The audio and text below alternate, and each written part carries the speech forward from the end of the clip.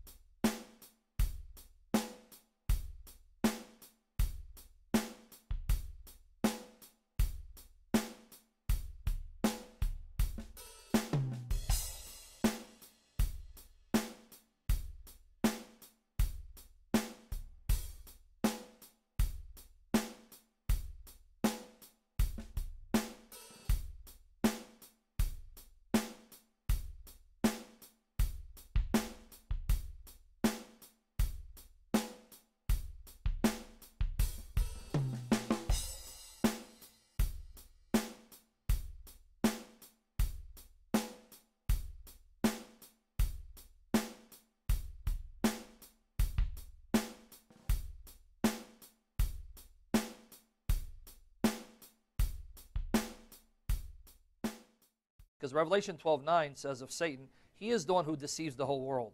And Jesus Christ our Lord in John 8:44 says that Satan, the devil, is the father of lies. Not God, but Satan, right? Once you have an omnipotent deceiver as part of your theology, you don't know what to believe. You don't know, you don't know if you're watching us right now. What scared me is the thought of an omnipotent deceiver, because if he's all-powerful, then no one can thwart his deception. So that's scary.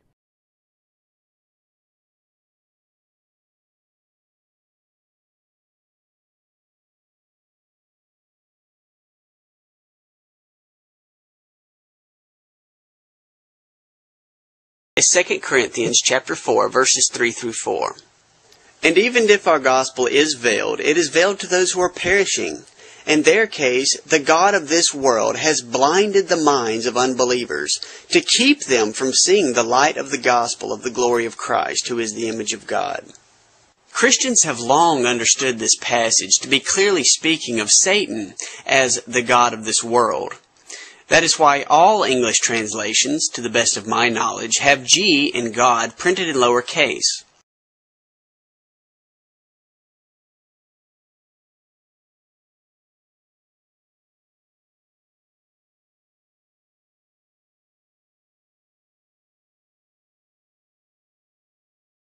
A good friend of mine by the name of Don Hartley has written an excellent work that addresses the issue of who really is the theos of 2 Corinthians 4:4, and he makes a pretty strong argument that we should read that text as a judgment text, and that it is God who is in reference there.